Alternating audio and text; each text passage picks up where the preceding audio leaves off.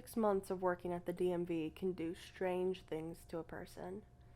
Not that Annabeth would know anything about that, what with the red stain soaking into the gray fabric of her pointed flats. She forced her breathing into a steady rhythm and wiped her sweaty palms against her pencil skirt. A young girl, no older than 16, and an older man, probably her dad, walked through the front door. "What can I help you with?" Annabeth flattened her voice, which sounded like a smoker's even though she'd never touched a cigarette a day in her life. "I'm here to take my driving test," the girl said. "I have an appointment." Annabeth typed into the computer. The appointment must have been set up by her colleague, who was, unfortunately, out of commission at the moment. Still, it seemed a great excuse to step away from the office. It was getting a little bit stuffy in there. "For Jenny?" Annabeth asked, printing the driver's check sheet before the girl had a chance to nod in confirmation. She carefully wiped the bloody soles of her shoes on the carpet behind the desk before she walked onto the linoleum, following Jenny out the door as the man settled deep into a plastic-coated chair, leaning his head back against the wall as if ready to nap. Jenny led Annabeth to a slate gray sedan that looked ready to rust completely over with the next rainstorm.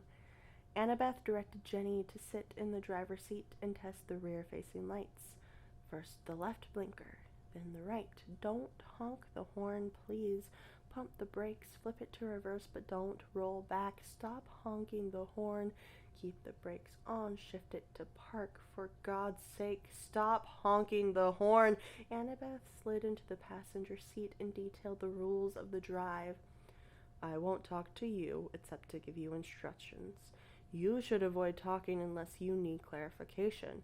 Please keep the radio off to limit distractions. Ensure your seatbelt is buckled at all times. You may begin whenever you are ready." The car pulled out of the parking spot and onto the deserted city street. It was oddly quiet for a Wednesday. It gave Annabeth space to think.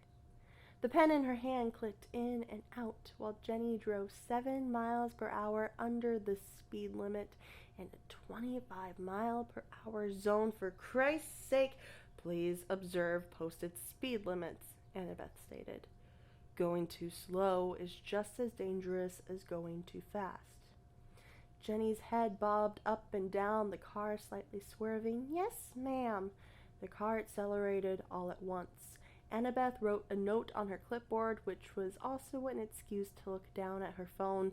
She hadn't even been gone 5 minutes, and already her supervisor had called 3 times and texted to tell her there was a body in the office. Annabeth rolled down the window and threw her phone out. Jenny looked over inquisitively. "Have to make sure the windows function properly while in motion, just in case." She stared forward as if to add, "Drop it." Within a few minutes of the driving exam, Annabeth had successfully navigated Jenny to the freeway. She smiled slightly to herself for 2 seconds before the blue flash behind the car caught her attention. The car slowed and gently pulled to the right. The sweat was visible on Jenny's neck, and her eyes seemed to bulge out of their sockets. "Jenny," Annabeth started. "Don't stop. If you stop, I'll have to fail your test." "But it's a cop." "And?" Annabeth questioned. "If you don't keep going, you will not get your license." "Aren't I supposed to pull over if a cop is behind me?" Jenny asked. "This is part of the exam," Annabeth said. Jenny raised her eyebrows. "Fine, it's not. But if you stop this car, that cop will arrest me.